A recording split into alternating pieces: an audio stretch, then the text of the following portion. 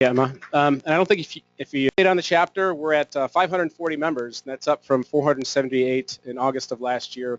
Just fantastic growth, and I think it speaks to the quality of the speakers that we're able to bring in and to get the interest from the community to attend these events. We had 74 attendees on the CIO panel and 70 attendees at the holiday social at Athena Health. So we were pretty well behaved, so I think they invited us back again next year. So we'll be back there next year. And maybe not have to make a second round to the liquor store to get more. Yeah, we actually ran out halfway through, so it was a good time. We had 84 people sign up today, and we're probably around 65 or so right now, so really good turnout. I want to get a show of hands from the audience to see where everybody's from. So I know we do this every month, but it's just a good way to get a feel for who's attending these events. How about vendor and startup? Raise your hand. Great. Consulting. Academic, health system, Seton people in the back. Okay, good. Sometimes the Seton folks are shy about raising their hands. I'll call them out. Government. All right. Am I missing any? Any circus performers? Nonprofit. Perfect. Thank you. I need to add that to the list. And anybody who's hiring right now? Anybody hiring?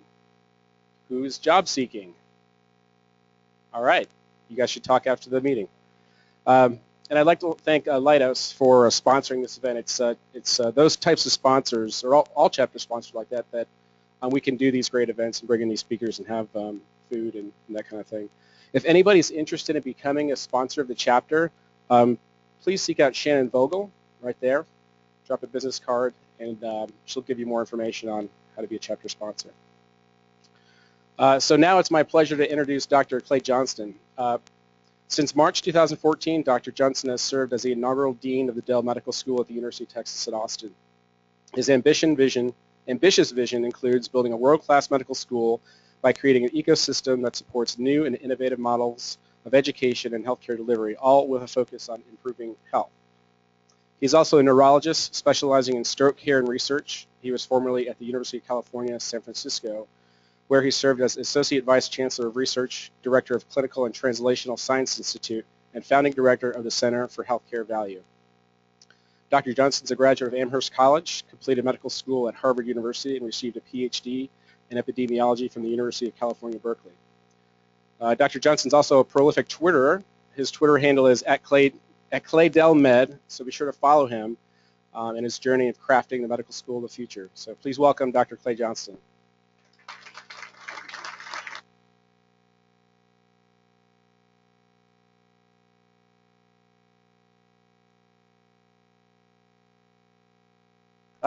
It's a pleasure to be here. Everybody can hear me? All right, good. And I know now, having been invited to many lunchtime presentations, that I should eat before I arrive. So, when I first started in this job, I figured, okay, I'll eat real quickly before I have to talk. And then it doesn't happen, and then I get to watch you eat, and I get all hungry, and the stomach gurgles and all that. And now I've got that all worked out, and I had my sandwich before I came. It's a pleasure to be here. I've got this talk, and I'm going to, which gives you some sense of kind of where we're going, but given this audience, I'm going to do this talk in about 30 minutes, so there's plenty of time for Q&A, because there's a lot of stuff in this talk, I suspect, and I didn't realize how many sort of entrepreneurs, and I didn't understand really the span of this audience. There's a lot about our overarching strategy that I think is really important as it relates to the work that you all do, and it's not in this talk. So I'm going to put in a little bit, but not directly. And so I think we can talk about that more freely in a Q&A based on the issues that are important to you all. So great pleasure to be here, or welcome to our campus. It's kind of nice too when it's this quiet time before the students return. We all love the students, but there are a lot more parking spots and everything when they're not around. This audience gets this more than the others that I presented to, but technology's really had a huge impact on the world. There's Moore's law, lots of ways to express Moore's law, but really a remarkable. Everybody thought Moore's law would kind of plateau out. It still hasn't plateaued out. there's always still a fear that, oh, it's going to plateau. Well, it still hasn't plateaued out. I mean, it's really, really remarkable how long it has gone on. And the cost of information has gone down with it. So, you know, when I was a kid, and most of you all were kids when I was a kid, the source was the Encyclopedia Britannica, remember? And we didn't have one. We had the World Book, remember, as a not nearly as good. But the kids down the street had the Encyclopedia Britannica, and if you had that, you know, you were pretty much assured an A on that social studies paper on, you know, whatever it was, you know, British history. And that cost, you can still get it today, actually, costs $1,400. My guess is it probably cost a similar amount even back then, which inflated to today's dollars was even more. So pretty expensive. But of course, we have Wikipedia. And Wikipedia costs absolutely nothing. Price of information has gone way down. Wikipedia is much more extensive than Encyclopedia Britannica. And they've done head-to-head comparisons between the two in terms of accuracy. And it's a tie. It's not as though Britannica is more authoritarian.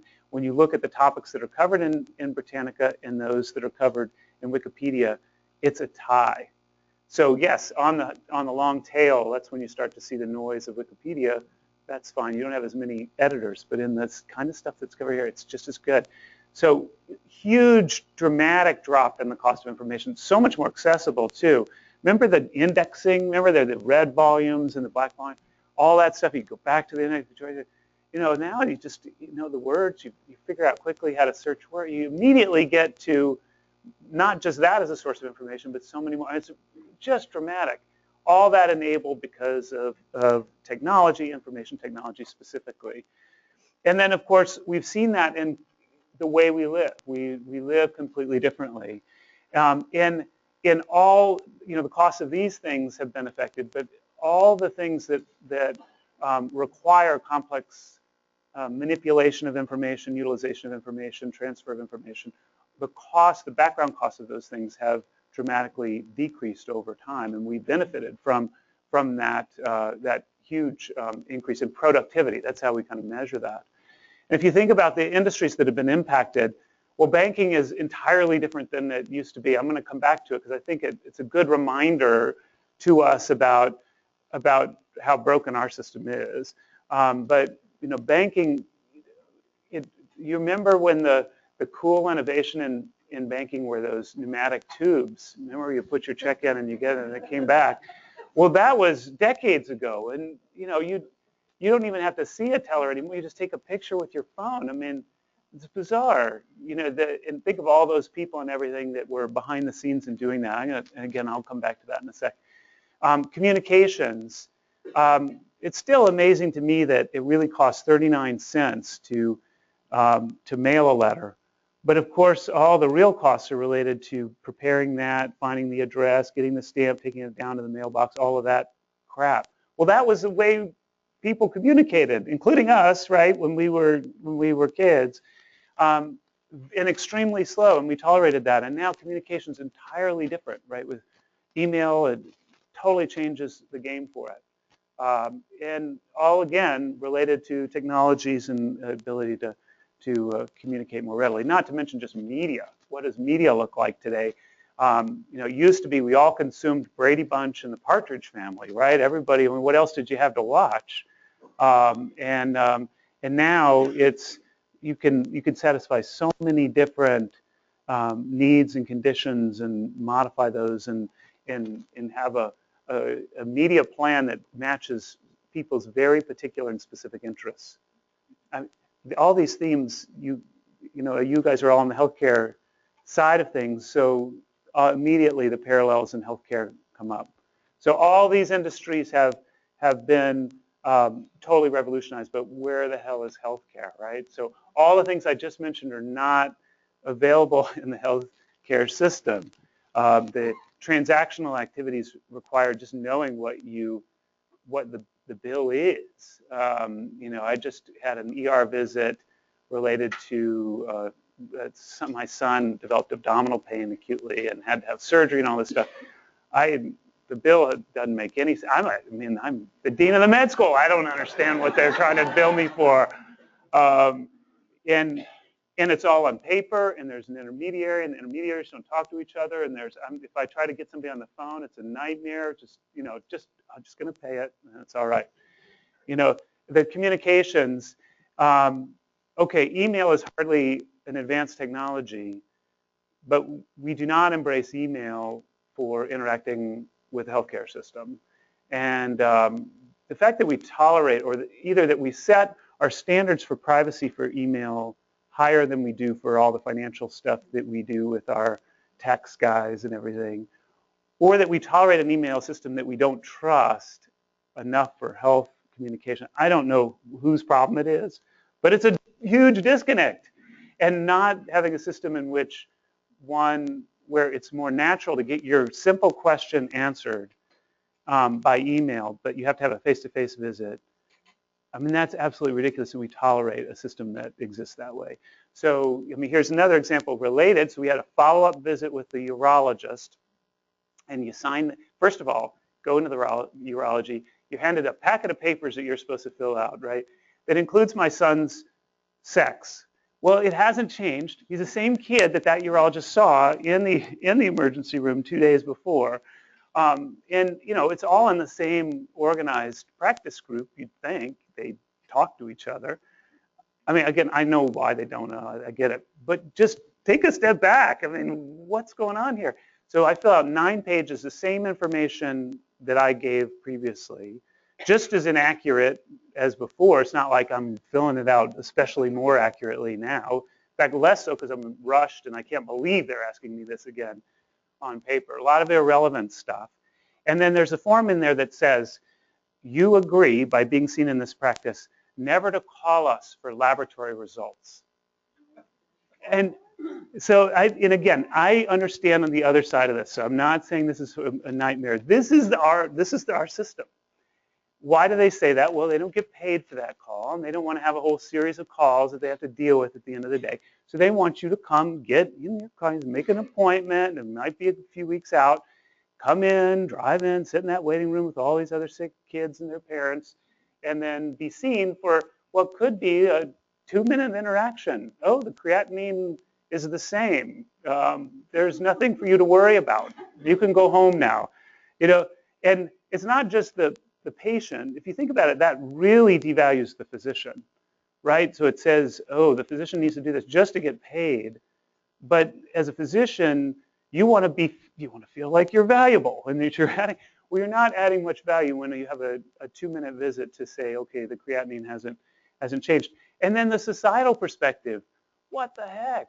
We're gonna tolerate this kind of inefficiency in our system as the norm, when there are very, very simple technological solutions, some of which we have in our platforms already, right? They're just not integrated into the way that the patient experiences healthcare. So it feels like healthcare is Moore's law in reverse. And I can give you, so this is my picture of the universe on technology. This beautiful, smooth, everything's working. And then the 20% that's healthcare looks like this.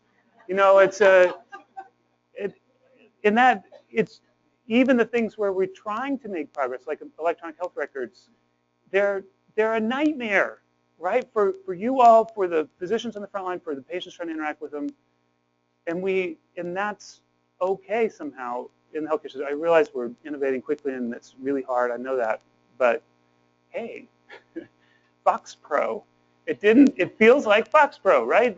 Cerner, Epic, it doesn't matter what it is. It feels like that environment.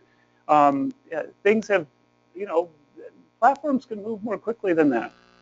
And the costs, too, are not coming down. So whether you look at cost per drug, so cost per drugs now, it's now over $2 billion. I don't think it's on this slide.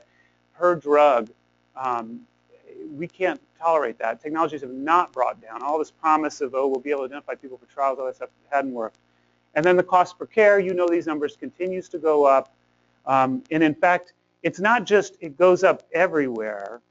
It goes up specifically in the US. So the US is that orange line. And look at us. I mean, we're way the heck higher than any other country. Next closest country is Switzerland.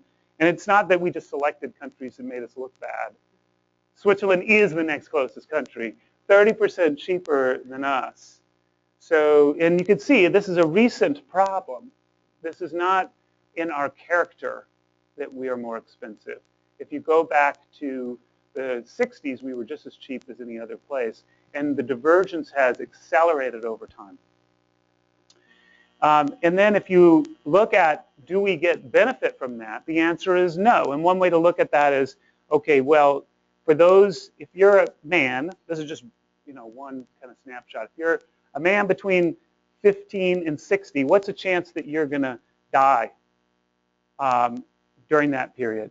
And in the US, it's come down, you can see, since the 1970s. But it's come down much more dramatically in Australia.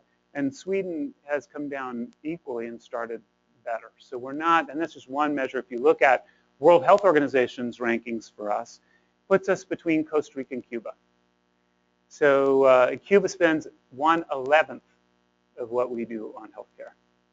So it's not like we're getting a lot of value out of the money we're spending. So when we start to focus on, oh, well, look at the cool devices and the MRI machines, well, they're not producing the kind of health outcomes that we should all demand from our system. So what's going on? Well, I would argue it's not, it's the innovation system that's wrong. It is, there are big P policy issues for us to deal with in healthcare, but we're not creating the innovations that are then driving down cost. We all recognize that our system is too expensive and it needs to be cheaper. We say that about everything, right? Computers should be cheaper, cars should be cheaper for the same quality, but the innovations that produce those kinds of changes are not happening in the healthcare system and haven't for a long, long time.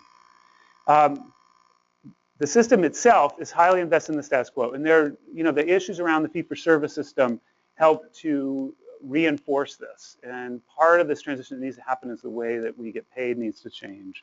But we're paid for doing more, not for doing better. That example of having to go in to see the urologist is, that fits perfectly. They get paid for that. We treat the sickest rather than promoting health, get paid a lot more for procedures, end-of-life kind of stuff than we do for things that promote someone's health or that allow them to avoid even ever having to see a physician. Simple stuff like gym memberships. We would never, ever pay for a gym membership, even if in somebody who's pre-diabetic, where that could actually prevent them from having millions and millions of dollars worth. And there are even more specific examples of low-hanging fruit that we don't do. And then technology. Well, most technologies that enhance efficiency actually reduce somebody's payment. Now, the way that we sold electronic health records to the people who have to buy them is they increase your payment, right? So they're even built on models that way, right? So Athena gets paid a percentage of what you, is anybody from Athena here? I'm not dissing them, but I'm just going to say, because I think it's you guys know this because you're consuming all this. They get paid a portion of what you bill and collect, depending on how your contract is set up. And in fact, that's the promise of all the electronic health records, built as ways to increase your billing. Well, then you get a billing machine, right? Then you don't get a machine that actually improves health or that improves the physician's experience or the patient experience. You get something that's focused on billing. And if you had a technology that said, okay, we can talk about specific ones that but in general, if you have a technology that reduces the need for office visits, then do you think a doctor's office will pay for that? Not in today's system, right? Or a technology that actually drives down the cost of head imaging. Why would you pay for that? I get paid. The margins on an MRI are huge, right? So who's paying defines what it is that they want, even though society may identify that there are these opportunities for technology that are huge. The other thing is, and this is where it starts to get to some of the measurement issues, it's so distant between the dollars we put in and the value we get out. So when you buy a car, if you pay more for your car, you expect to get some additional something out of that, right? Horsepower or detailing or technology in the car or whatever. Well, if you pay more for your surgery, do you think you get better outcomes? And the answer is no. In fact, the correlation is actually opposite. People who have paid more, this is retrospective, for their surgeries have had worse outcomes. So there's no correlation between pay, and there are all these intermediaries too. So you can't even know what it's going to cost. You know, this, I mean, new to Austin, so finding a dentist, you know, you have no idea what you're going to ultimately pay or how to choose a dentist. I mean, all this stuff just has nothing to do with nothing. We can't connect these two at all. And of course, data is the reason. We don't have a way and we don't have a system that allows us to make these connections. Our innovation system right now, it's primarily built on research, is really antiquated. So we put a wall between what we call research and what we call care.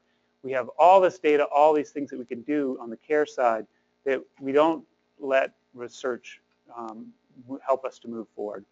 And then research we define as this thing that NIH funds that has these long, long cycles of innovation. And that's not going to work. We need really quick cycles of innovation that are involved as we test various models of care, various interventions in the normal care of people. So the question I have is, can we create a better ecosystem for health innovation? So not just for health in general, but to support the kind of innovations that we know we need in the health system. And I'm just going to show you one example. And this is not a perfect example by any means, but it gives you a sense that of a piece of how we're thinking about doing it. Again, I'm happy to in the Q&A, talk a little bit more about our broad strategy. But this is a program that we started at UCSF. And what we realized was at UCSF, University of California, San Francisco, great medical center, everybody focused on doing better. The machine focused on doing more. Physicians trying to not engage and do more, or do the right thing, but kind of hard to stay away from that when your incentives are based on doing more, right? So everybody kind of getting pulled into this doing more notion. No one talking about cost. No one talking about waste or inefficiencies in the delivery. And so we said, this is a very innovative place, right? So UCSF, everybody who's there, they're academic, they want to push things forward, they're doing research or they're teaching in different ways. And so we knew to engage them, it wasn't going to be top down, okay, we're going to tell them about cost and tell them to care. And we knew that wasn't going to work. Instead, we had to push for them to be part of the solution and the care to be a part of the solution and see how others could benefit from being part of the solution. So our goal was to improve value to society. We really cared about society, but it was in the medical center. That was what we were focused on. The medical center was the payer, the beneficiary of this work. And just to show it, the society benefits from elimination of waste wherever it occurs. But some of that actually hurts the medical center.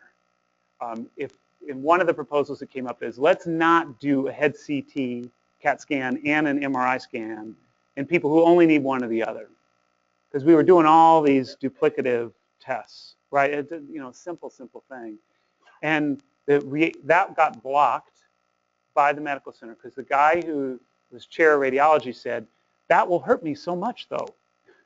I won't have as much money from MRI scanning, and therefore that's going to hurt my bottom line. How are you going to make me whole? And so rather than deal with that, we said, okay, well, let's just focus on this group where we reduce inefficiency in the hospital and it benefits society at the same time. And I'll show you some examples of what that means. But our notion was to just put out a call. Okay, give us your ideas of things that could enhance value, mostly by reducing cost and keeping quality the same. But if it improved quality, fabulous. Those were even better. Lower cost, either keep quality the same or improve it. And has to save at least a couple $100,000 a year. And then we asked everybody, and we posted these online. So people would post their ideas. Others could come and say, ooh, this would be a great idea if you did it this way. They could then modify their ideas. It kind of used a sort of wiki platform with commenting. Teams could develop, I like your idea so much, I want to join, or this is what I can add to your idea. And over that, and then we told them, we'll provide the IT support, help with electronic health record, background data, data for change, and also help you with change management and other kind of specific things.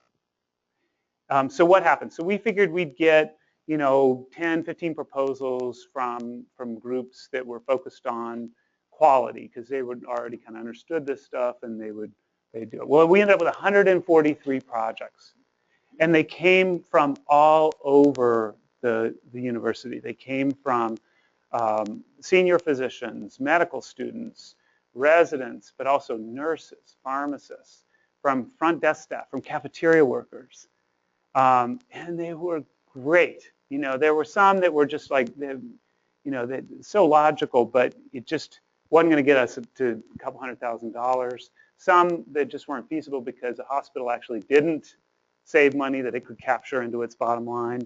But in that, we decided we could only choose 3 to do in the first cycle. And these are just illustrative of the kinds of projects we chose, and they're fun. The first one was led by a pharmacist, and the idea was they're medications that people can take by mouth that were written for by vein when they were taking other things by mouth. And they cost a lot more to give it by vein than it does by mouth. So the pharmacists went through, they have their list, they know who's, from the electronic health record, who's eating.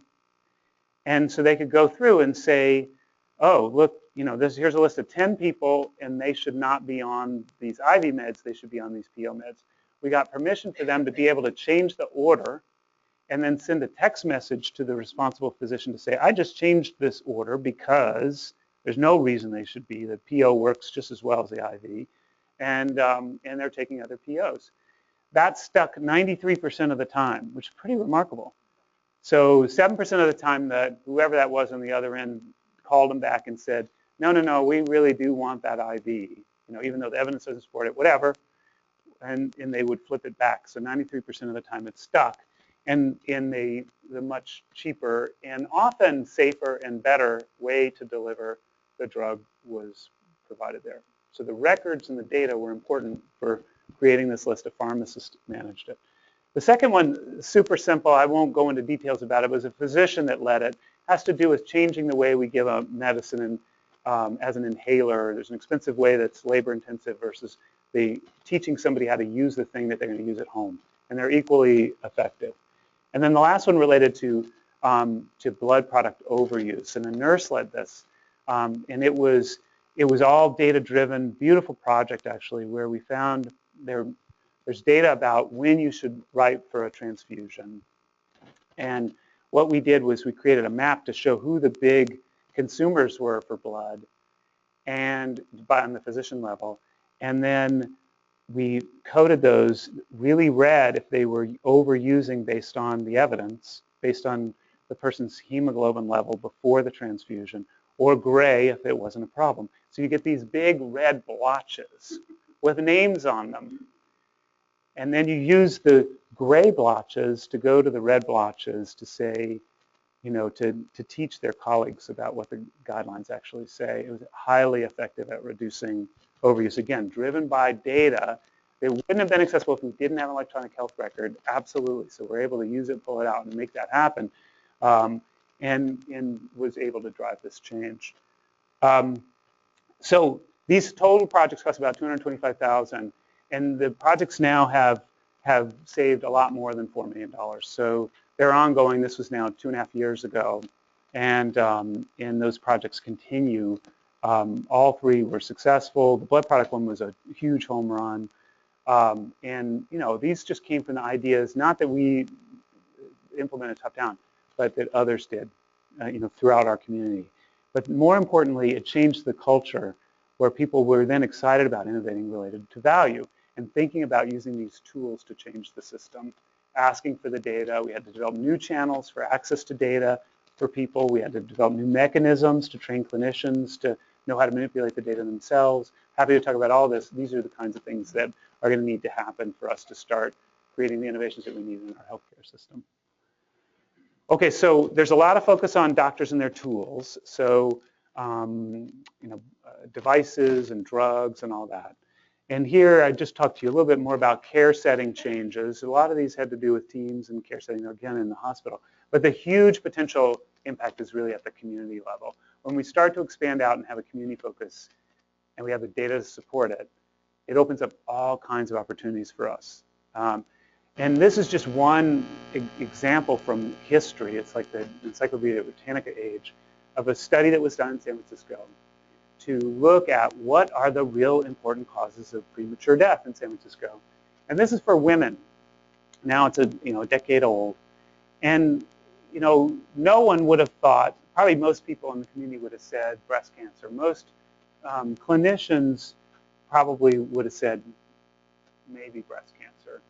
But this is the list. It's HIV. You'd think that for men, but not for women. And then the second one is drug overdose. I mean, you'd never have guessed that. Some people don't even consider that a medical or health problem. What this did was, this was gathering data for the community in a systematic way that it hadn't been available previously.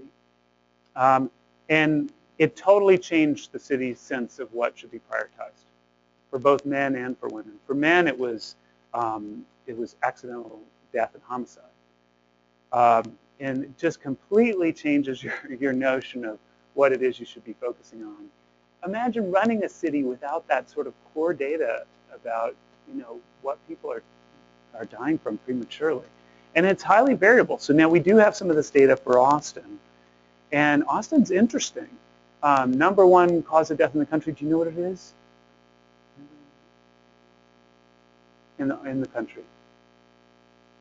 It's heart disease, yes. So heart disease is number one, pretty much by far.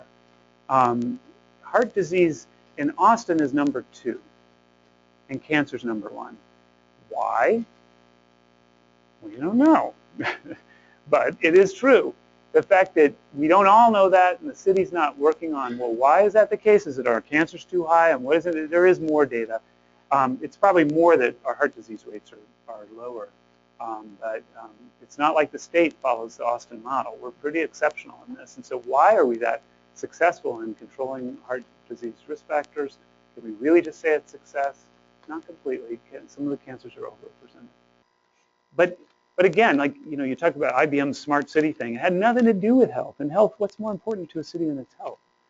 So how are we going to get a better ecosystem? The product has to be value. We have to want what that thing is. We want better health and we want lower cost. The value has to be measurable. Value has to be embraced by the culture. So we have to say, oh, no, it's me now that we're talking about. So I should get absolutely everything that I want because it's me.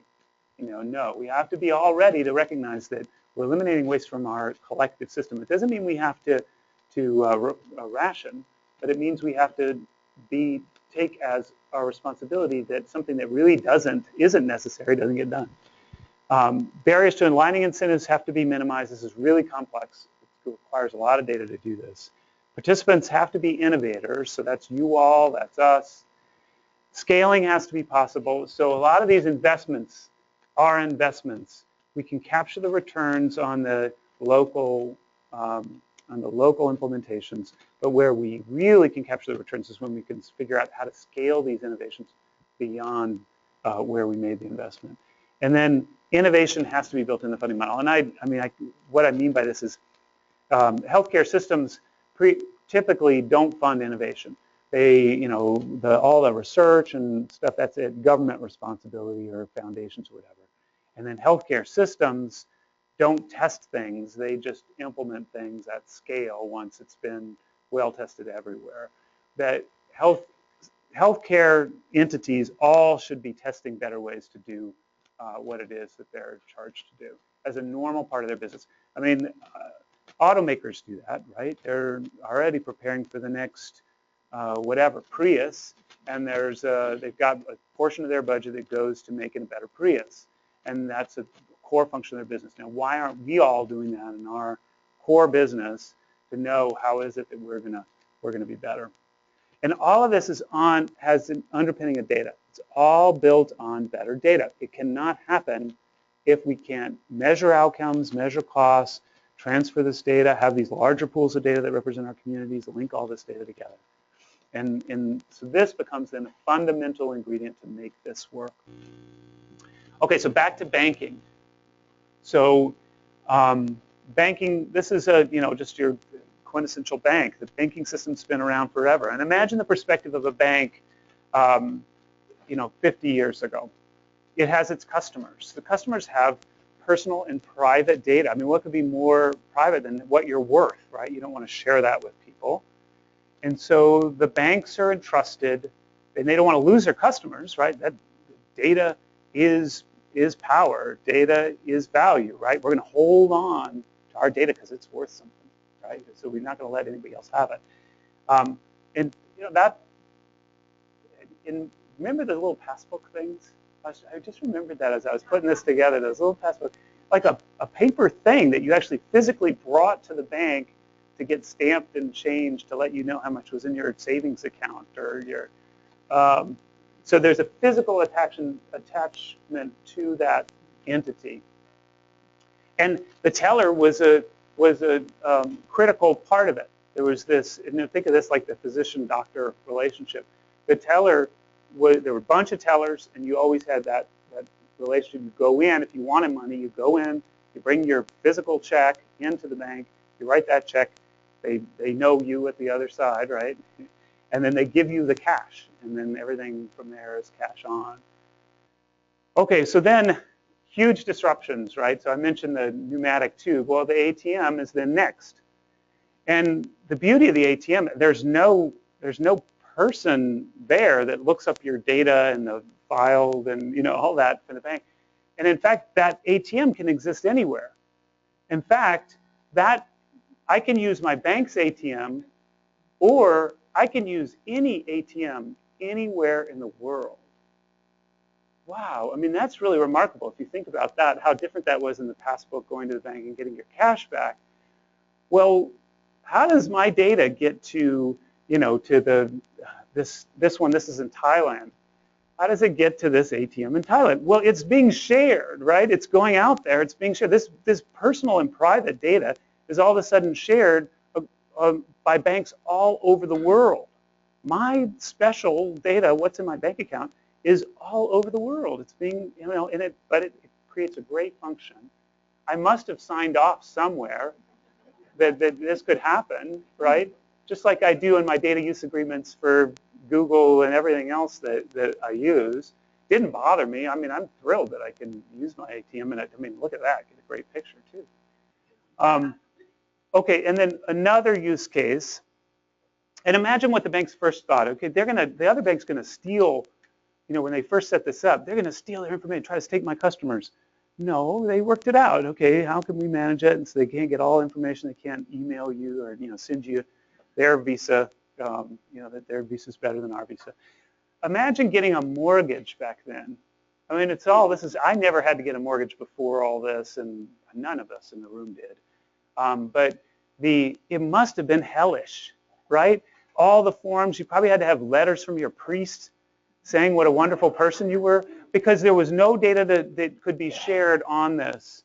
And so it's probably very labor intensive. Well, today, a mortgage, your credit report, a credit score, which aggregates financial data from a whole host of different things, right? Not just your banks, but a whole mess of different organizations, produces this credit report. What an amazing thing that is. Somebody has access to all our personal data, that credit rating. We allow that, and we benefited from it dramatically. So yes, of course, there is a system out there, and we just don't think about it because it's our lives, but there's a system out there that manages all these transfers. It keeps the rules straight about who can see what, that makes sure the legal agreements occur, and that physically can manage all that data in the background. And it works, and we all benefit from that. We don't have this in healthcare, right? We don't have anything even close to this. We can't, we're still in the, you know, we have personal interactions here. You come to me. I own the data. My data is valuable, you know, and I don't trust any other entity, whether you're at the entity level, whether you're at the individual patient level too. There's not a way in which those interactions and that trust can happen. And this needs to be part of the solution that we look to. And it's going to happen. So, and I don't know who will do it and when it'll happen, but it's going to happen. But the notion that all this data, or at least an interchange of the data, can exist in a cloud environment. And somebody manages all the exchanging out and security and all of that stuff. It's going to happen. And you know, that's going to be wonderful. So what could you do with data like this? Well, some use cases. You can come up with your own. One would be one of our chairs, his father almost was killed recently when he went to the emergency room and was confused and was given a medication that he was allergic to. And it was well known that he was allergic to it, but new facility, hadn't been there before, he wasn't communicative, and so they gave him this med. Boy, that seems like a much better use case than me being able to use my ATM card at that elephant ATM, right? Okay, there's one. When I first got to town, I didn't know where to find a pediatrician who was taking patients, all of that.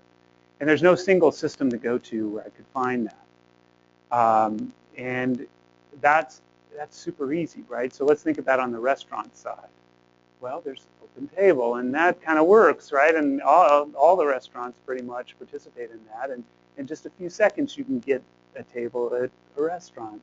And shouldn't we have that? So not just to know which pediatrician might see my kids, but when their next available was, and maybe I could even schedule it myself, right? Because what does that phone call really provide in terms of, you know, oh, don't forget your insurance card. Well, okay, I'll bring it, but you'll charge me whether I have it or not. So, you know, it's sort of my responsibility. That system could keep track of my insurance information too. So it's part of my profile, just like I have on Open Table, that tells people about that I like to sit by the window, you know.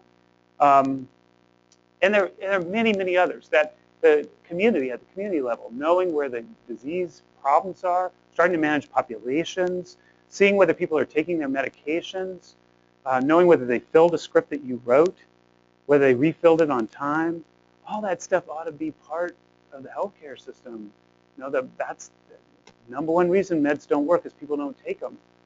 Well, you can find that out pretty easily as a first guess about whether they actually filled it in the first place and whether they refilled it on time. And that information is there. It's already collected. It's not like you got to do anything special. You just have to link it in and use it.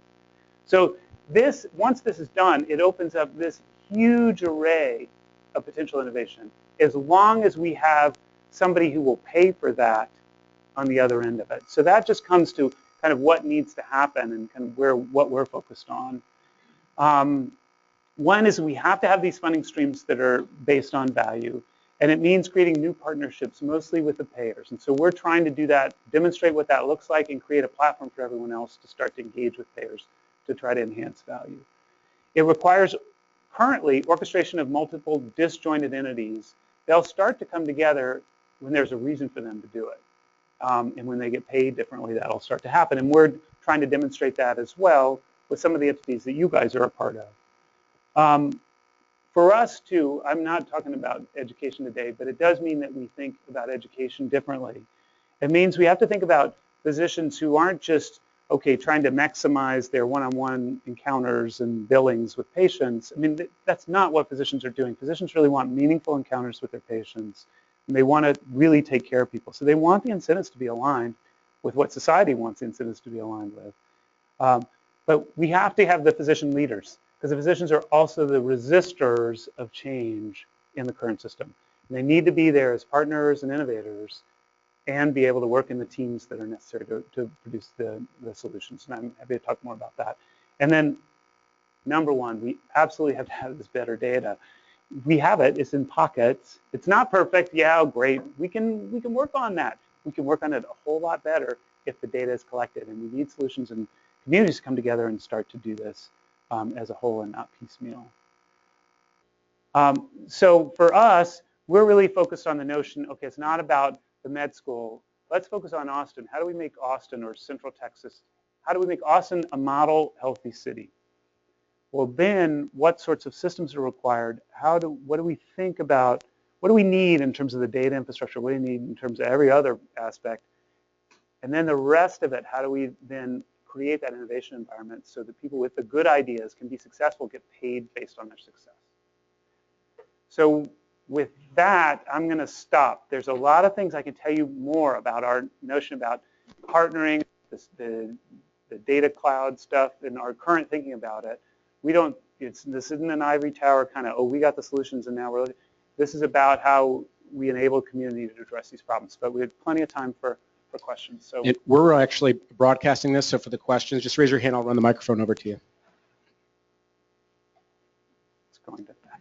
Where are you getting some best practices from other academic institutions or health systems? Yeah, so best practices in what? To do this stuff.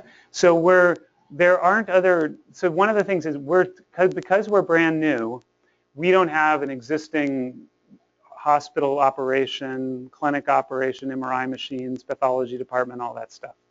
All of them do. All of them are struggling to think about how to do things differently. They make a lot of money on their current enterprises. So they are being dragged into new models of care. That's the reason I'm here and a lot of us are here, is that we can actually do this stuff in ways that other places can't. We've been to visit some other places that have focused on components of this. And there are a number of them, not really so much in academia, really not in academia. The white papers can come from academia, but not the actual execution. And we've taken some pieces from other models, but we're kind of on our own, a little scary, but also makes it fun.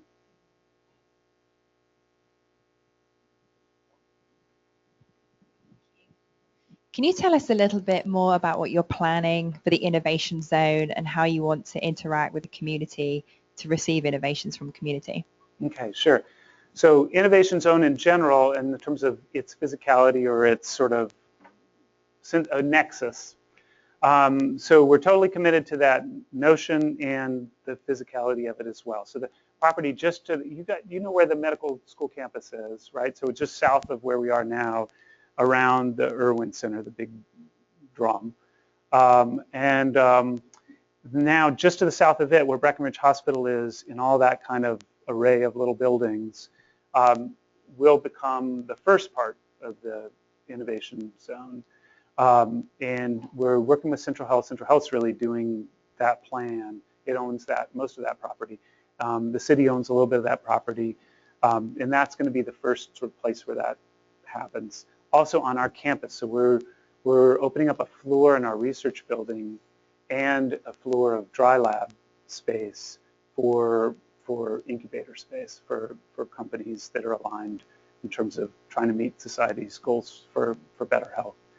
And then over time, that's going to expand pretty dramatically. And we're working on this right now with the various entities that are interested. But the state's also going to end up being a part of it, and so that's going to offer some underutilized space that you all can see around the current medical campus. More broadly, we actually think that the solutions are not going to come from, it's about enablement.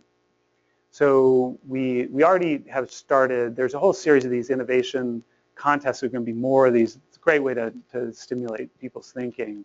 And the one I showed you is another example. There's another one called the Health Catalyst 1.2 that's been mostly UT. We're going to try to expand that out as well. So that'll become a larger platform, it'll be digital health devices and drugs and diagnostics. And then ultimately, we think that, given what we're trying to do, produce evidence of value, working directly with payers, we're going to need partners to execute on those plans, whether it's for a new technology that's now disciplined around a specific use, or services, again, disciplined around specific uses. And so it's a different way of thinking about how we engage with entrepreneurs. But instead of, we are developing a brand new, Band-Aid that measures blood glucose, and looking for a way to plug that into the healthcare system, okay, maybe. Rather, we'd like to say, this is what we need to manage people with diabetes better. It needs to do these things. It may not even be high tech at all. It may involve, text messaging, for God's sake. But then we have a specific need where we have a technological solution that's required. So things like that are going to have us reaching out, looking for partners to work with us. We think the old model of intellectual property for academic medicine doesn't work. So the old model would be that the ideas are developed within academia, and you get as much intellectual property as you can possibly manage, and then you throw them over the fence for somebody to develop on the outside. Because we're involved in creating the solutions, that becomes index customer, also provides advice on co-development, basically, and gives the models for how you can make those innovations successful in our current dysfunctional healthcare system, and provides a brand advantage and a scaling opportunity. So our take on it is we need to work in partnership and co-innovation with entities that are aligned around real-world problems that somebody's going to pay for, and then hold on to continue to be partners with them until our interests diverge. And there we have a dissemination goal. What we want to do, traditionally that in academia, that's write a paper and people will do what you wrote. No, it doesn't really happen. Our dissemination goal is to fix Austin as a model, so to try to get the whole nation to be exposed to different models. But we're not going to send people to Omaha to demonstrate a new way of managing diabetes. We have no interest in that. So we need to be partnering too with entities that have an interest too that quickly reaches beyond Austin. So that's what we think is, eventually there's some kind of co-innovation, and then that company just moves off.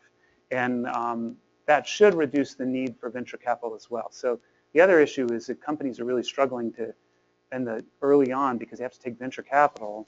Venture capital is incredibly expensive, and the return that are expected in a short period of time is so great.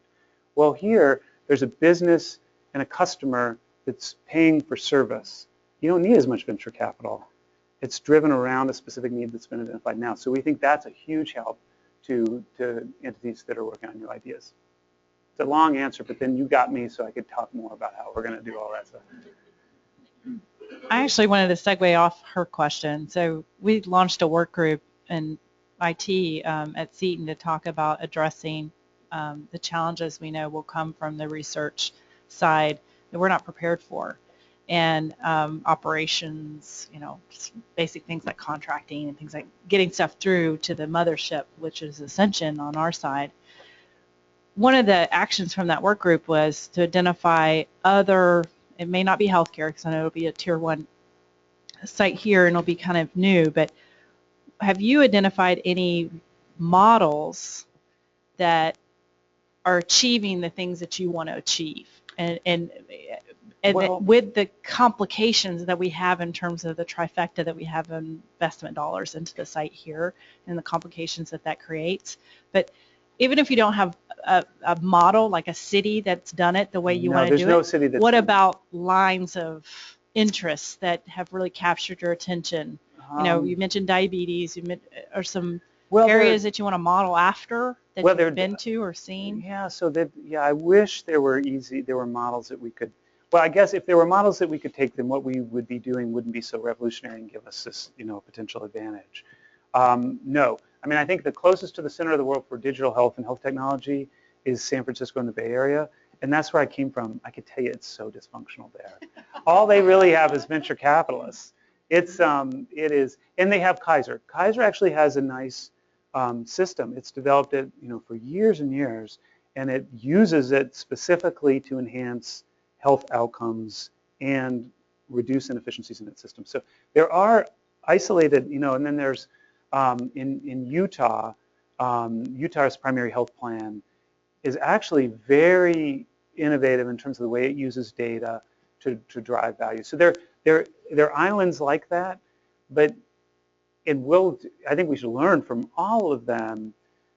Our solutions will need to look different. It's more about what's the innovation platform look like. That's what we're trying to create. We haven't seen an academic institution be able to pull that off. I think we got time for one more question. Yeah, I knew I should have made my talk faster. Sorry. It's the front row here. Sorry.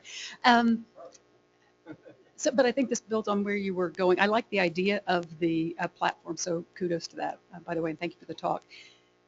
It strikes me, though, that I'm glad you mentioned Kaiser, because part of what allows them to exist, they're self-insured, I'm not sure that's the right, but just this contained system, right? That's so right. They're not having to respond to CMS, Blue Cross Blue Shield, Aetna, et cetera, in the same way. And so I was wondering about the just innovations in business model, basically, that are going to be required, because so much of what we see happen is people having to do reactive maneuvers just to satisfy payers.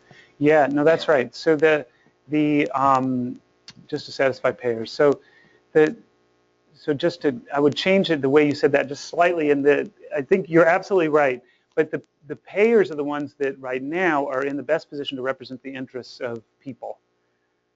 So I think our problem is we haven't listened to the payers, or the payers aren't representing adequately the interests of the folks that they cover. So our approach is actually to go directly to payers and say, payers, what do you want?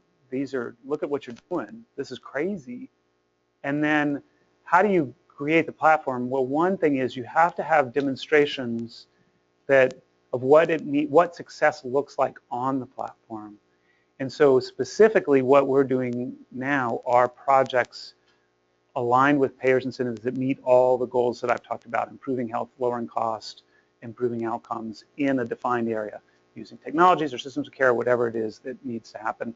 I don't have time to tell you about all of them. Are they collaborating? But then ultimately what we're trying to do is get the payers together so they're acting more in concert in what they're requesting from us. Absolutely. As we move more to ACOs too, then we have a whole nother group that's acting like a payer, right? So that's what we care about, as a group that really has taken on risk for a fixed population. The other entity we have here, and we're really lucky to have them, is Central Health. So we have all these tax dollars that we collect.